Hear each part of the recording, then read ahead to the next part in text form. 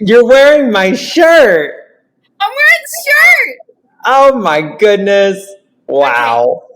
Literally, I just had hit record because I was like, okay, let me do my little intro. I'm like, and then there you were. And I was like, there's nothing that needs to be rehearsed. Nothing. Let's just do it. Let's go out natural. But Yeah.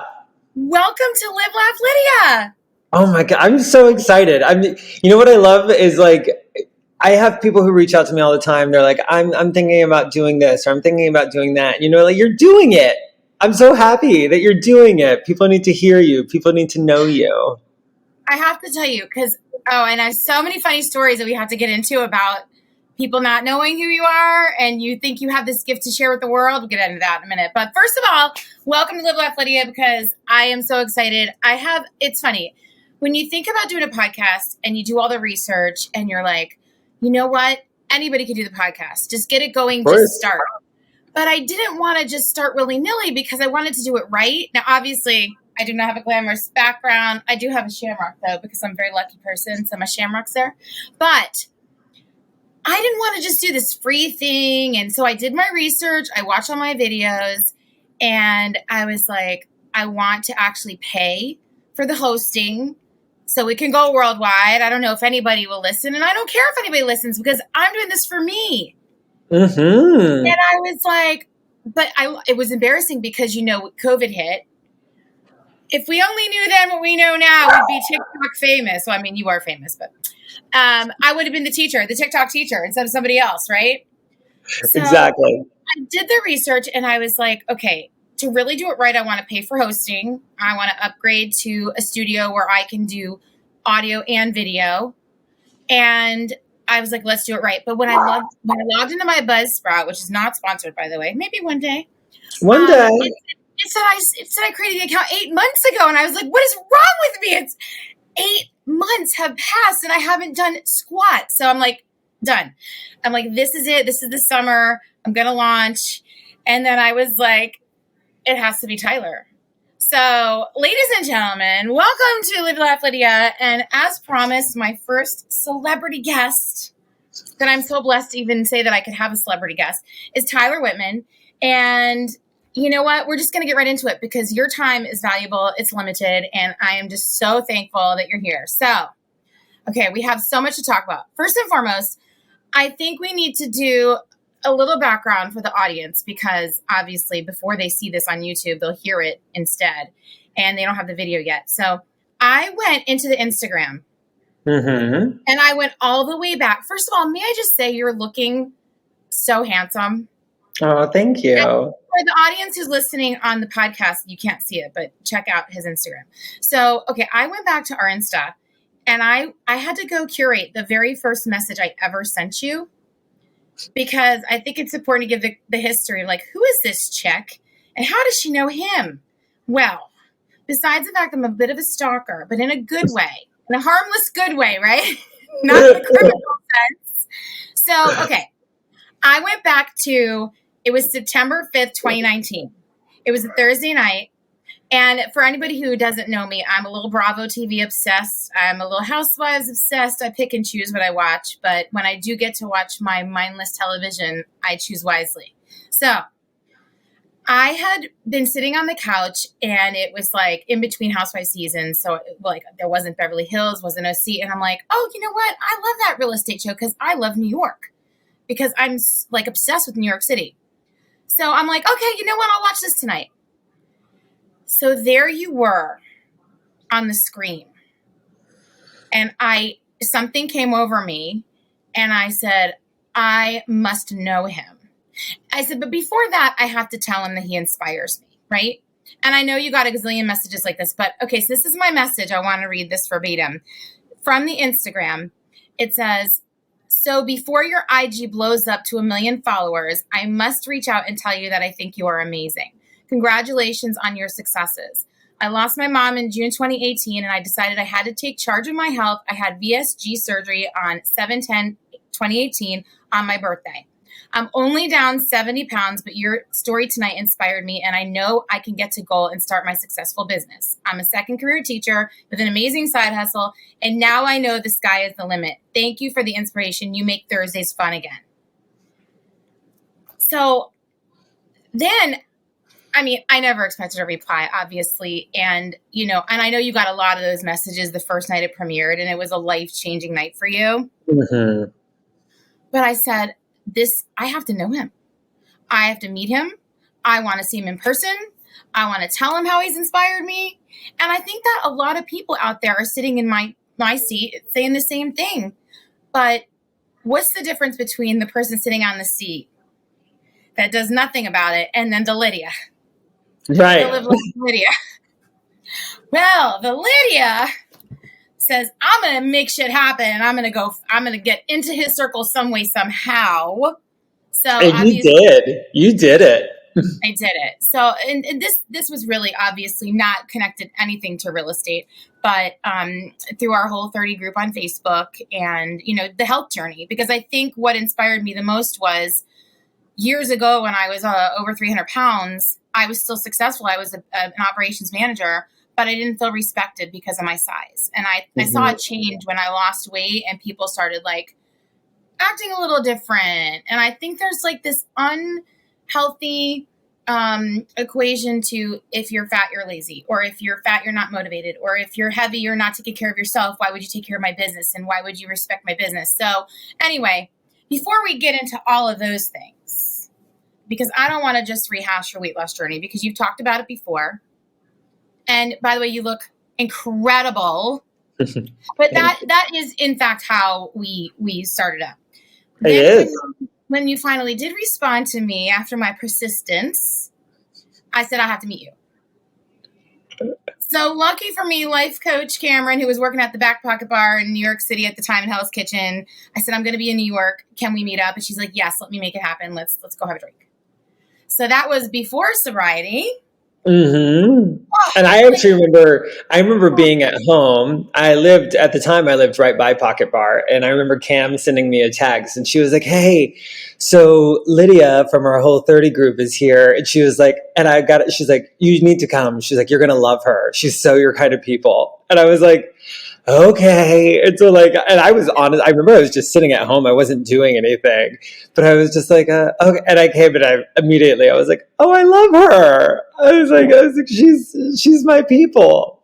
Yeah. I think the other day you posted something on your Instagram because you were talking about, you know, obviously we'll get into the 75 hard, but you talked about being happy like 95% of the time. Mm-hmm. That is me. Like, totally. 9 times out of 10 days, I wake up a happy person. I have my moments that suck, but I can't let them define me. And I'm like, I have this energy, this enthusiasm, this passion, this zest for life that's not fake. Because you even said to me at the bar that night, you're like, you're the real deal, aren't you? And I'm like, I am. But I'm also not for everybody. And I understand that too, because when you have that self-awareness, you can adjust. Yeah. So, okay.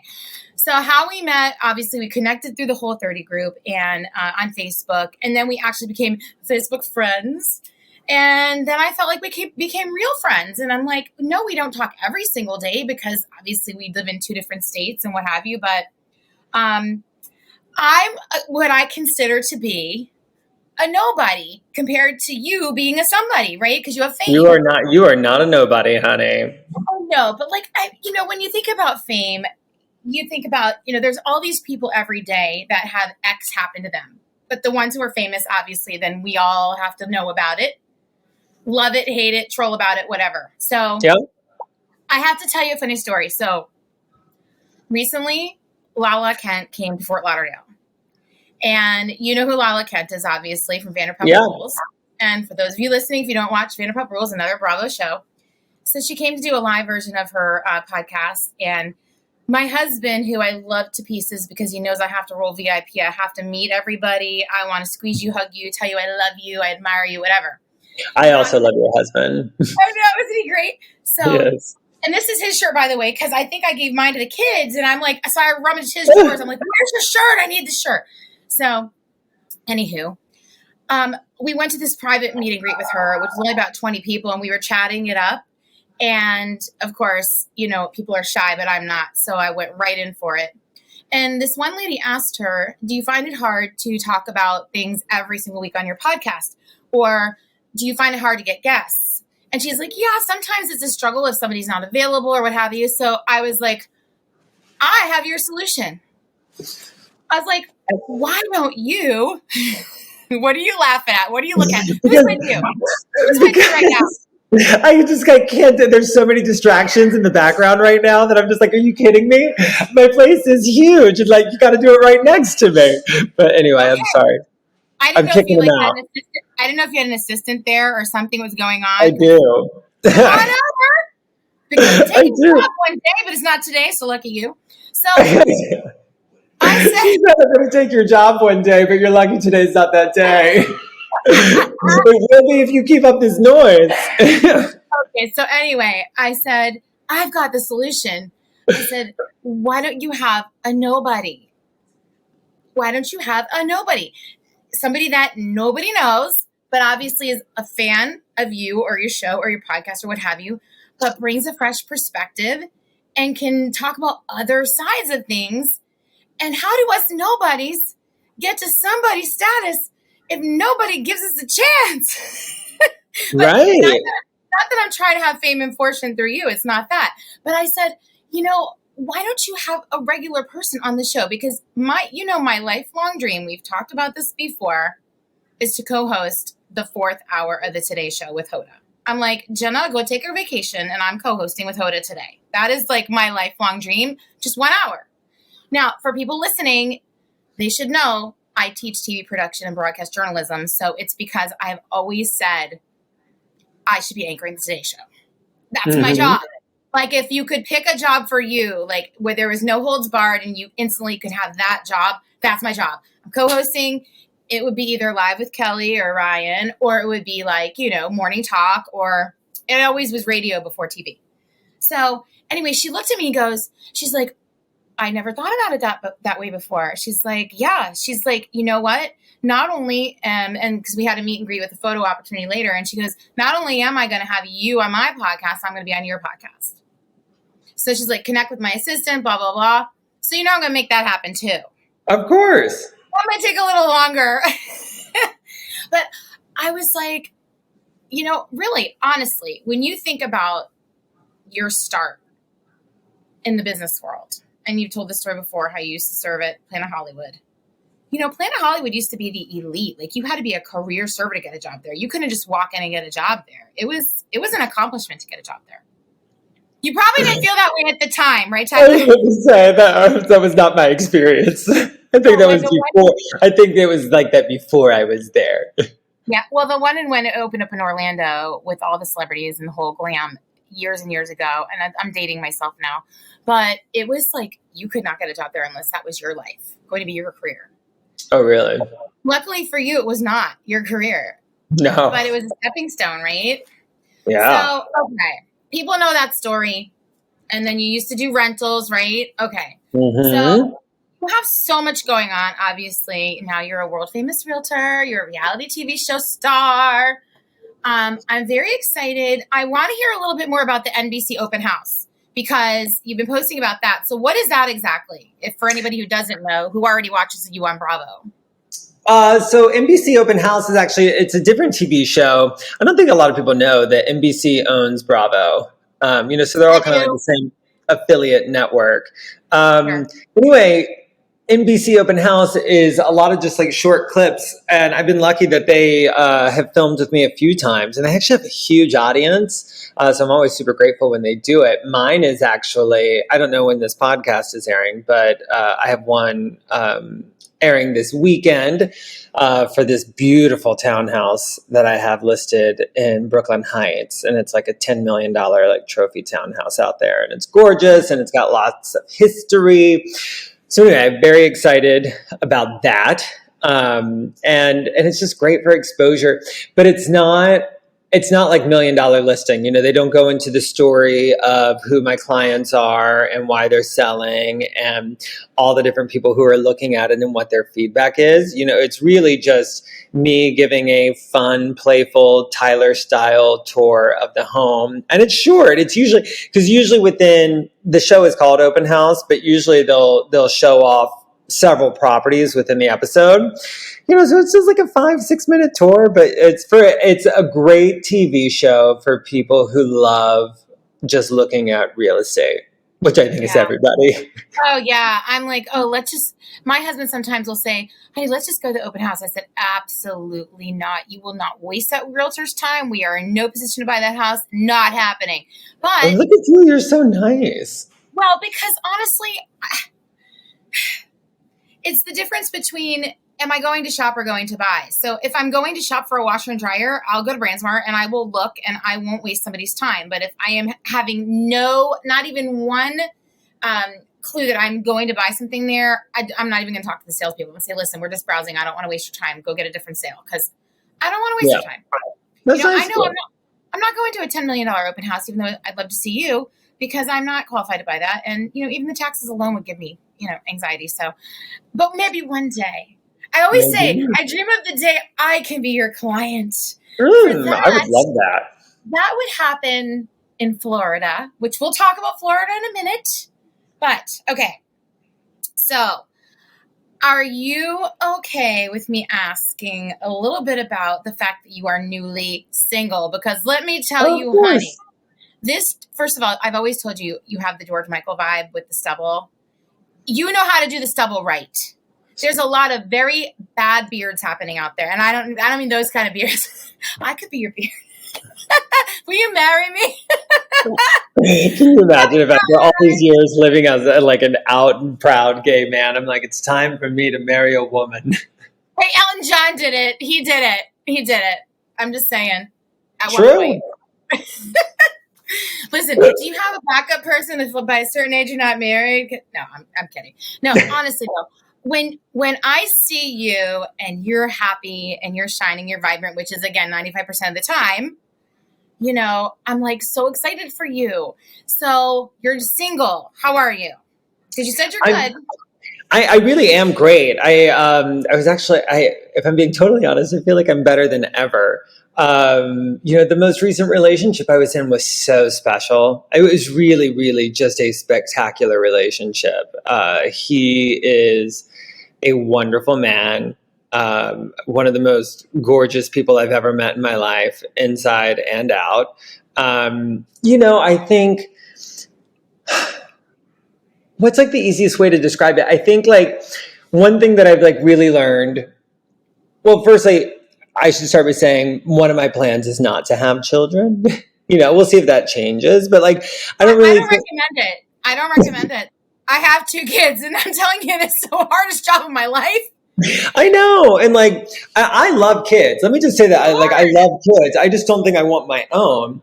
And that wasn't the problem. But, when you don't have things like a financial partnership or kids tying you to something, then it does make it a little bit harder and more of a question mark of like, why are we going to work so hard to get through these difficult things that we keep running into? And I think that was really it. We got along so well, great sense of humor, but there was just like these few like friction moments, right? Of just kind of like, that's going to be really hard for me. And I'm sure, and this was on both sides. There were things about me that were going to be really hard for him and things about him that were going to be really hard for me. And I do think like if our goal was like, we want to have kids and we want to do all these things, I think we could have pushed through it. But like, I'm of the mindset that like, I see a lot of people in relationships where they're unhappy, and I think, but they stay because I think society has taught people that like you push through, you stretch and you grow and there's something really beautiful about that. But at the same time, like, I don't know. The breakup for us, thankfully, was drama free. You know, nobody did anything bad. There was no cheating. There was no punching. There was no stealing. It was just kind of like it was a very heartfelt, I love you, you know, and I think there's going to be somebody so great for you. It's And not me. what? And it's not me. It's not And me. Yeah. yeah, Well, listen, you're a catch. Either way, I mean, both of you were a catch, and yeah. I just wanted to be out in Palm Springs because that was a fabulous vacation that you went on. So And that was like when he and I went together, that was like the peak of our relationship. You know, but I got to tell you, I enjoy flirting. I enjoy dating. You know, I'm back to dating again. I'm back to, you know, just flirting with strangers and things that I hadn't done in a while. And like, those are the kind of things that are just like entertaining to me. And I'm not like, you know, super flippant about it. I don't like play with people's feelings, but like, yeah, I like to tell people they're cute and that I think they will, uh, you know, make a I great always dinner have. date. Oh yeah, I always have this saying, like, especially at my age. I'm 48, right, and I'm married. I have my second husband, but I always say and I never got to really experience the online catalog of dating apps and catalog shopping. It's like, oh no, we don't like you, swipe whatever. I never got to do any of that. But I always say, if I was single again, it's so hard out there. How do you sift through who's really genuine? And then that's where you just have to say, this would be my line. So you and I, we were on our first date as, you know, a little bit older people and already been through the stuff. I would have been like, listen, let's cut to the bullshit right now. Nobody's getting any younger. Are we here for fun? Are we here for a relationship? Are we here for financial? What do you Mm-hmm. want? And if it doesn't match, then we move on because nobody's getting any younger and life is too short. So why would I waste your time or mine? Want to have some fun and we're both in for fun? Great.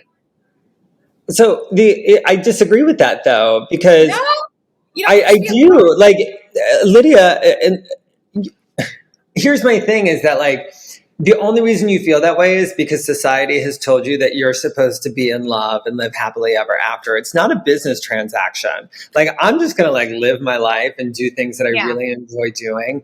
And if somebody like slides in that I'm like super attracted to and I feel like that chemistry with, that is undeniable. I mean, that's like the funnest thing ever when you meet somebody and sure. you're just like, oh, you know. And like for me, it's literally the, you know, sobriety talk here, but it's literally a day at a time. And like Yeah, I'm going to do that until, you know, until it, as long as it feels good. But there is like no, I don't speak in forevers. I don't speak in like, I don't need to know like what's your plan for tomorrow, what's your plan for next month, like what's your business here. Because I'm like, I'm just like in the moment, like again, I'm like no kids, and I don't need anybody else's money, and right. I love like and this has only been in like the last year. I feel like I've become completely whole on my own, and I don't feel like there's like this empty part of me that needs to be like fulfilled by another person, which is a new Yeah, feeling. And so I'm just kind of like I'm good. If there's somebody else that just like my life coach Vivace, I told her, I was like, I'm looking for a relationship where like 1+1 = 3, you know? And she's like, no, babe. She's like, if you're in the right relationship, it's 1+1 = 10,000. You know, she was like, it's explosion. And I was like, oh yeah, no, I haven't had that. I was like, I haven't, you know? yeah. Well, I just think that, you know, I would never want to waste that person's time. Like you said, if somebody wants kids, shop's closed. Like, shop is closed. Like, I think you need to tell that person up front. Only because, you know, like I said, I want to be respectful of their long-term things. But yes, I agree with you. Live in the moment. Um, I know that when I am overwhelmed, it's literally today for tomorrow. What do I need to get? I get my shit together for today so I can get through tomorrow. And Mm-hmm. so, yeah, I'm like, what do I need to do today to make sure everybody is good around me, including myself, and then take from there.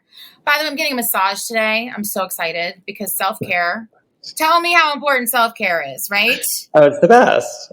Yes. So I've watched your self-care journey, and I don't see when you get massages or anything. Maybe we could do a live on that. That would be great. But I noticed you. Okay, first of all, Whole30, I had looked at it a little bit before we got involved in that, and I gave it a good whirl. But the 75 hard, let's talk about it because I have watched people attempt and fail the 75 hard. so many times. And I thought, God, I would love to try that.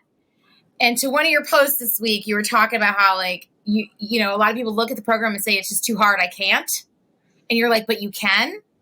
Totally. So why is it that we don't feel like we are worth it? That for 75 days, I have to tell you, I love a time blocking and I love a purpose and I love a routine. And I never used to be like that because I'm a very spontaneous person. But as a teacher, your day is mapped out for you and it really is helpful. So how did you put together your typical day of structuring your 2 workouts? And I have to tell you, the biggest thing that was the most intimidating for me was when I saw the word no cheats. Because so many of us have such a bad association with good foods, bad foods. Oh, I can't have this, I can't have that. And deprivation does not work for me. But I thought to myself, am I not worth it that I couldn't give up a birthday cake for 75 days? Because my birthday's in July. And I really was super tempted to go full throttle for the summer. Because we got about 90 days of summer. I was like, I could do a 75 hard over the summer and I could really just commit to myself. And I'm worth it. And I know I am. But then when it says no cheats, I'm like, no cake on my birthday? Yeah, it's only one birthday I could do without cake. So what's the problem? It's just food.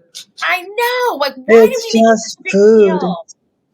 So, you know, one of the things you have to do in the book is 10 pages of reading a day. And I think I got very lucky. You know, my higher power stepped in, and I remember almost feeling like cheesy that I chose the book, but I chose my first book was Unleash the Power Within, which is a Tony Robbins book that he wrote in like the early 90s. And the whole message of it is you can change in an instant. And he talks about pain bodies and basically what you associate pleasure to and what you associate pain to. And, you know, so like yours was so crystal clear to me. Like you're associating, your brain is trained to associate pain with the fact that like you're not going to have birthday cake on your birthday. And so what he says is you need to start associating pain to having cake on your birthday, because there's so much pleasure in the reward that you will get if you don't have, if you stick to this, right? So you'll have more confidence. You're going to feel great about yourself. You know, whatever age that you're celebrating on that day, you're going to probably feel one of the best you've ever felt. You're going to feel so disciplined. You're going to, you know, as you start stacking up all the things that you're going to gain, and it really does really shift your brain. And so if you can stop and have the discipline to just like take a pause, right? And this was a big one for me whenever I was quitting drinking. And, you know, because I failed at quitting drinking so many times. And every single time I would be like romanticizing this glass of wine. And I would just be like, and I would just feel like such a chemical draw to it. And, you know, and for me, I was associating like all of this pleasure to getting a little buzz and romanticizing going out with my friends and getting drunk and dancing. And, you know, and I just like to have a glass of wine with all my meals. And every single time I would be like 2 or 3 days without alcohol, which for me at the time was like a big win. And I would sit down and I'd have that first sip of wine was never matched that pleasure that I had attached to it in my head. It ended up being associated with a lot of shame, a lot of guilt, a lot of less than feelings, a lot of feeling like a failure. And I would try to remember that because I would have that sip and I was like, oh my God, I was like, you have to remember this, that like, this is, you feel like shit right now. You feel awful right now. You feel, and an hour ago, you were feeling so accomplished. Like with every second that was ticking by where you were just choosing not to drink alcohol, you know, it was, and anyway, and like time stacks up and like, and it just really contributes to your overall happiness and confidence. And then that stuff starts to pour into every area of your life. I mean, you just start to feel like such a boss at everything that you do. And, you know, and that was a really nice thing about 75 Hard is that, you know, so for me, structuring the days, I tried to check off as much of the list, you know, some of it you can't check off until the end of the day. On my most ideal days, and every day was a little different, but my most ideal days, I would check off as much as I could right when I woke up. So I would get in the first workout. The workouts have to be 3 hours apart. You can't do them consecutively. Okay, that's good to know. it's designed to be inconvenient. That's like part of the plan. And Yeah. so for me, I was like, I need to knock out that first one before I get started for the day, or at least early in the day, because then if all of a sudden the whirlwind of work gets crazy and all of a sudden it's 7 p.m. and I'm just wrapping up my showings and I'm like, so I need to work out right now and then again at 10 or 11. It's not realistic. And thankfully, I think one of the reasons I succeeded was because I made that note very early on. I realized I think if I don't have my first workout done by lunch, the day is not going to work out for me. That said, I also accepted that one of those workouts, both of those workouts, if I wanted them to be, could be 45-minute walks. And almost, I would say probably 75% of the days, because I was also trying to have the discipline to know that like if I go super hard for 2 workouts a day for 75 days, my body is going to be not good. It's not going to end well for me. I saw somebody go physically just exhaust herself, and at day 42, she Yeah, so there were many days where I did 2 walks for the workouts because my body just needed a recovery. And that was a great lesson for me because, I used to consider my off days just like days of no movement whatsoever. And it is like, I'm like, oh, like an off day for me can just be walking around, going around and like being active. I took a Peloton class where she's like, you got to oil the chain a little bit every single day, and, that's so true. You got to move. You got to move around. I am so proud of you. And I think that's one of the biggest struggles for me because I don't really know what my weight goal is. And I know you've talked about the scale being, not your friend because I'm a day weigher. And I have to tell you, I really do want to try the 75 hard. I think I have to mentally prepare myself for it. I need to get in the right mindset. And I know it would serve me so well. So I appreciate you for that motivation. Because yes, we can do anything we put our mind to, right? Totally. But I want to ask you, because you talked about your sobriety, and so how long have you been sober? Is it something you celebrate daily, or I know a lot of people mark it with different ways, and Yeah. So the last sip of alcohol I took was April 15th of 2020. So I'm a little over 2 years without alcohol. I didn't get fully sober until November of 2020. So, November 20th of 2020 right now, and God willing, it stays that way, is my full sobriety date. So I'm coming up on it. I'm so proud of you. I'm 48 years old and I've never even smoked pot, which I know people think that is ridiculous. Girl, I loved weed. Weed was my best friend. How could you not, as a fish fan, ever be? Weed was my best friend. So, are you fully sober? You're not Cali sober then? No. So in the beginning, I was still smoking weed. So and then I haven't had any mind altering substances whatsoever since November 20th of 2020. I literally could get a little choked up right now. I'm so proud of you. Thank you. And I know it's just like, that's another thing where I'm just like, each day that passes by, you feel a little more strong and a little more secure. And then out of nowhere though, this is the weird thing. It just sneaks in and it's like, it'll be all I think about and it'll last for 30 minutes. And I'll be like, okay. I was like, why do all of a sudden I think I've gone over 2 years without a glass of wine? And right now, I'm not sure I'm going to make it through the next 5 minutes for no reason whatsoever. No triggers. I'll just be like sitting here. And I'm like, you know what I want? but time passes. You don't do it and you feel a little stronger. I think everybody has their own story, but like for me, just watching you, I never considered you to be an alcoholic. Did you consider yourself to be an alcoholic? Because my ex-husband was a severe alcoholic, and he actually did pass away. And and my son is like, I'm so afraid to drink, Mom. I don't think it's going to be something I'll ever do. I said, listen, when you're 21 and you're responsible, if you want to have a beer or whatever, you can. You don't have to be afraid. But I have to tell you, I'm kind of happy he's a little scared of it. Mm-hmm. Seeing what his father went through. Yeah. I was definitely a high functioning alcoholic. So I got away with it for a long time, but yeah, no, it was definitely an alcoholic. Okay. So, all right, can we talk about Peggy and Peter? Mm-hmm. Where are Peggy and Peter? Well, so I had my assistant take them on a walk because they were being so distracting. I was like, Oh my please. God.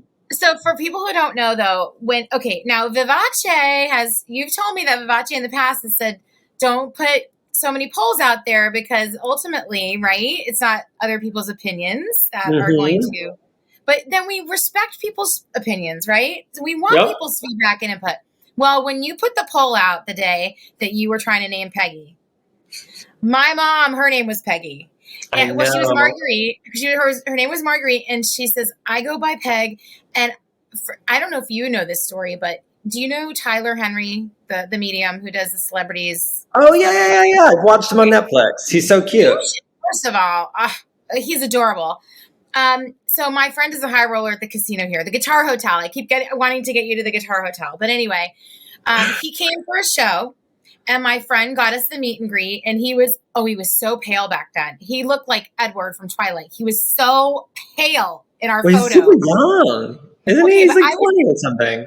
I know, but listen, I have this photo of him. It's my before photo. I was over 300 pounds. I thought I looked fabulous. I had my makeup cute. I mean, I thought I looked great that night. But then you have your after photos, and you're like, oh my God, you don't see it when you're in it, you know. But Mm-hmm.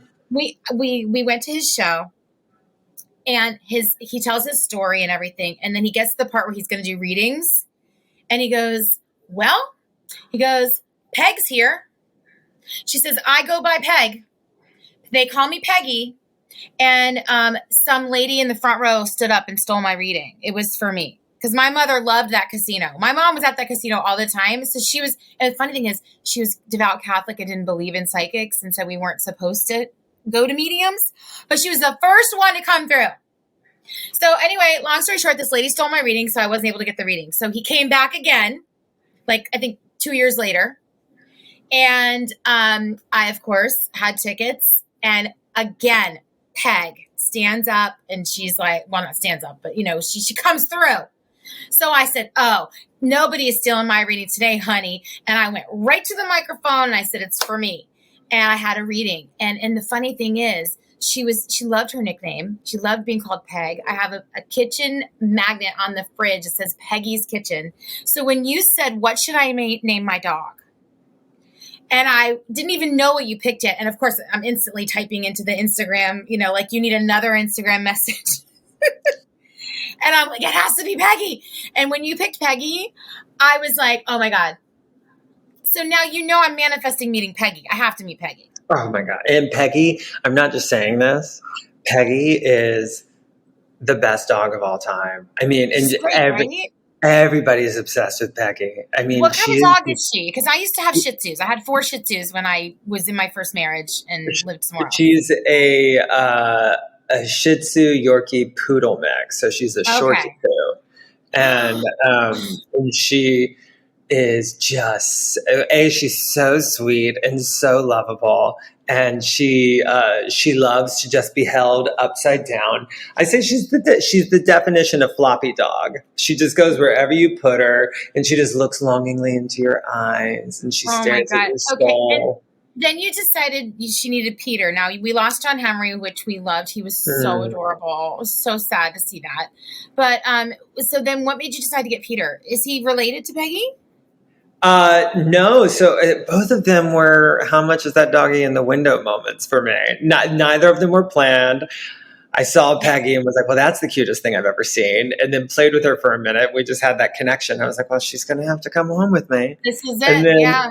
And then I was literally at the same place, was walking by, and I was like, there's another one. and I went in, and he was just like, and it was so funny about Peter, though. Peter is such a typical little boy. You know what I mean? He's just like high energy, wants to play all the time, always wants to. And he's always like nipping at things. And like in the beginning, I was like, you are not as cool as Peggy. And only, and I tell him that all the time. I'm like, she's my favorite. She's definitely my favorite. I'm like, you're such a pain. And anyway, and then in like the last 2 months, Peggy has trained Peter, and now Peter has turned into the most adorable little sweetheart. I mean, you have ever, and the two of them together it's magic. It is so magic. Well, okay, so I'm manifesting meeting them, obviously. And I have a dog sitting business, but that's neither here nor there because every teacher has a side hustle. So, but Peggy is such a unique name. I just never expected it. I'm like, where did it come from? It was so wild. So, okay, true or false? Now, you have so many things coming up. First of all, do we have any updates on when the podcast with Glenda is launching? Because I had to follow her because of you. And she has the energy also. Oh, she's amazing. Ripping in the Tiffany and Co. I'm like, oh my God, soul sister, wearing stars all the time. I'm like, let's do it. We have got to hang. So I think we will be ready. We filmed the whole thing, so it's all done. I called into the podcast. And it's on there. You're in the podcast. We respond to it. And I think it's going to be really good. I just watched all the episodes. We have the videos and the audios. We sent back a few edits. And so I'm hoping that maybe like right after July 4th, we'll see. Nice. Okay. I'm looking forward to that. Now, I know a while back you had said Atlanta was another market you wanted to tap into, but now you have had so many great things happen career-wise. First of all, I loved your post when you said, I told you the only way they were going to get me is if they bought the company. And the first thing that came to my mind when I saw the agency was, hello, Mauricio, because honey, now you're going to be partying with Kyle and Mauricio. Let's go. What is that? Talk to me about the agency. Are you super excited? I'm super excited. I am. I had been in the phase in my life, and I'm still in this phase where I'm just like, I'm hungry for something new to sink my teeth into. You know what I mean? Like I want to grow and expand and like do something new. And I wasn't sure what that was or what that was going to look like. And, and this combined with a few other things that are happening in my life, like I'm feeling very satisfied at the moment. And I was never feeling ungrateful. I feel like I have the best life ever. But there was something about me that I was just like, I feel like I need something right now. You know what I mean? I want something new. I don't know what that new thing is. Right. And I learned about the deal with the agency long before we were allowed to talk about it. And, and this is like this long, I think I learned about it around Thanksgiving. And, and so about 6 months. That's a long time to sit on it and not be able to talk about something. I know. It's the second time in my life, because when I got cast on $1 Million Listing and we were filming my first season, I had to sit on that for a year, knowing that I was about to be on a TV show, but couldn't tell anybody. And so I was just I don't know how you made it. Let me tell you something. That was the best thing that ever happened to $1 Million Listing New York, because I even said it, you're a breath of fresh air, and I meant it. But the fact that you're relatable to so many people who've had the journeys and struggles, whether it's weight or alcohol or, business and failing in business, so this is one of the questions I think I did call in about. Every one of my friends is a realtor. They're all teachers and they're doing it on the side. But when I look for a professional, I don't want the person doing it on the side. No. I want the person who's there for me. Like, I have an amazing friend. She's an awesome realtor.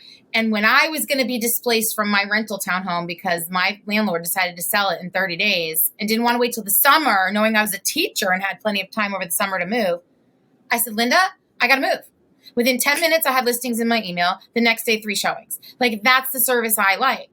So I just feel like, is there really room for more realtors? Like, if I said to you, Tyler Whitman, you've inspired me.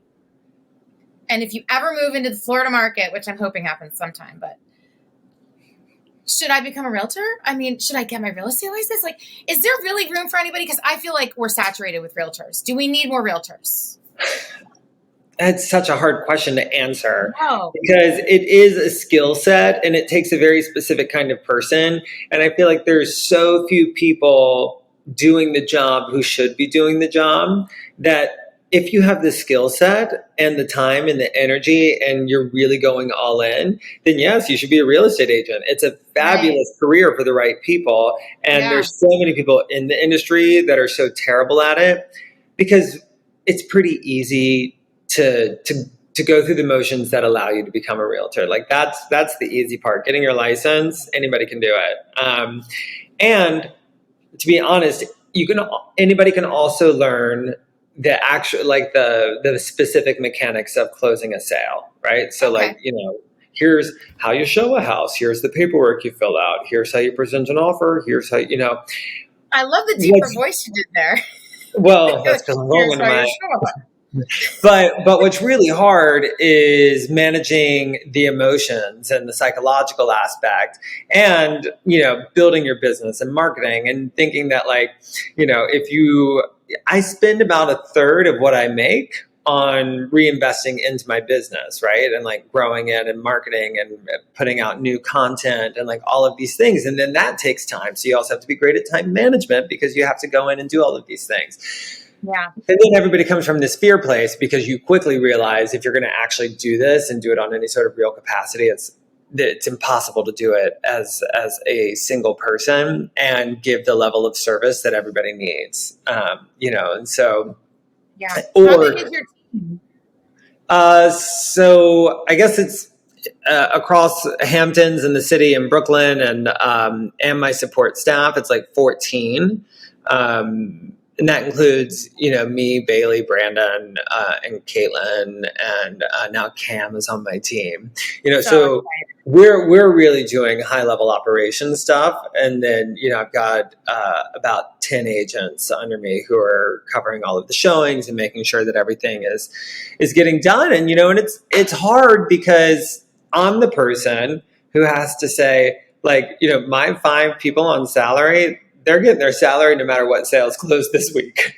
You know what I mean? Like, and those things, like, you really do become an entrepreneur, and most people just cannot hang with that. They simply cannot do it. It's tough. So.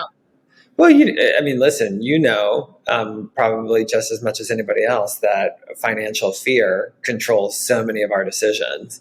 And so I am a finance teacher also. I teach TV production and broadcast journalism, but I'm a finance teacher.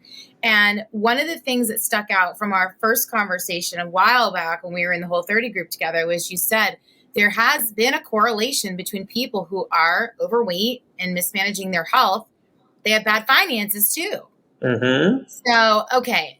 Are you having a book? Because I thought you had a book deal, but then I haven't heard anything about it. So is there a book coming? Because that is what I really wanted to read about, was that financial piece of it.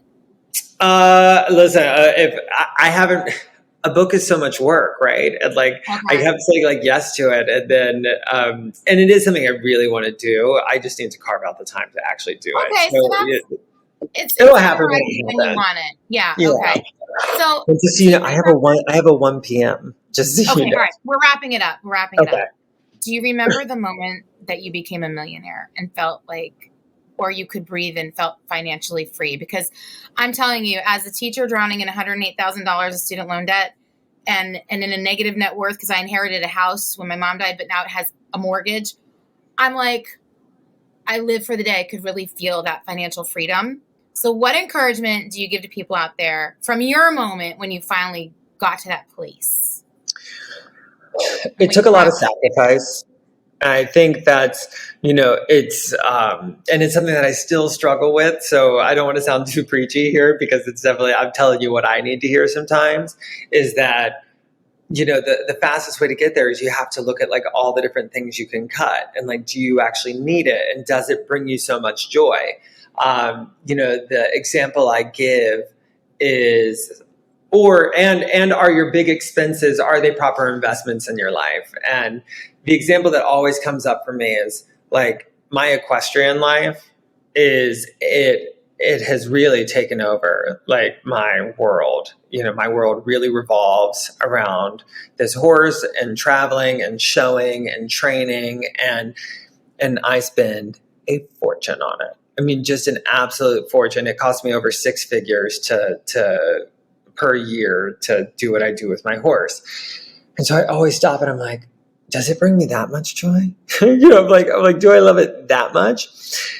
The reason I can, and it's come up for, I check in with it a few times a year. My trainer probably thinks I'm a crazy person because I'll like send her a message. I'm like, I don't know if I can do it next year. I'm like, I don't know if I can keep doing this. Yeah. That said, it does connect me to an audience. I do a lot of business with people that I meet there. And then, so like whenever I do that backwards math, I'm like, oh, I'm actually making way more than I'm spending there. And it brings me a lot of joy. And it gives me like something that's like just for me to like go do. But and it brings you to Florida. More importantly, it brings you to Florida, which is where I live. And in December, are you coming down for equestrian season? Because I am so excited. You promised me I could come to a show. Of course, I'll be back and forth. So this time I actually did it more. I rented a house for the 4 months. I'm not going to be there full time, but I was like, I want to set up like a home base, so it'll be very easy for me to like get back and forth. And and it's like it's also the winter is so brutal in New York City. I mean, it's so brutal. And so I just want to have like a sunny escape. I'm living for it. Okay, so I know you have to go. I want to thank you so much for being with me on the podcast today. And how about just one little snippet of, if you're on the fence about doing my podcast and giving this little nobody Live Laugh Lydia a chance, what do you say to that person? Oh my God. Lydia is one of the most like joyous people. One of my favorite, I have this memory of, I kind of went into like isolation in early quarantine, and I was with my friend Austin, and I was feeling like kind of disconnected.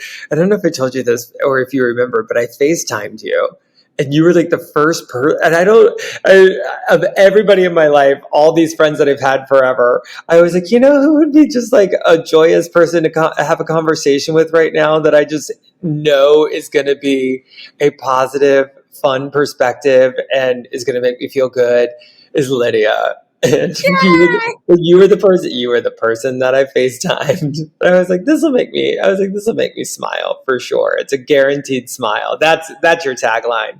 Lydia is a guaranteed smile. Yes.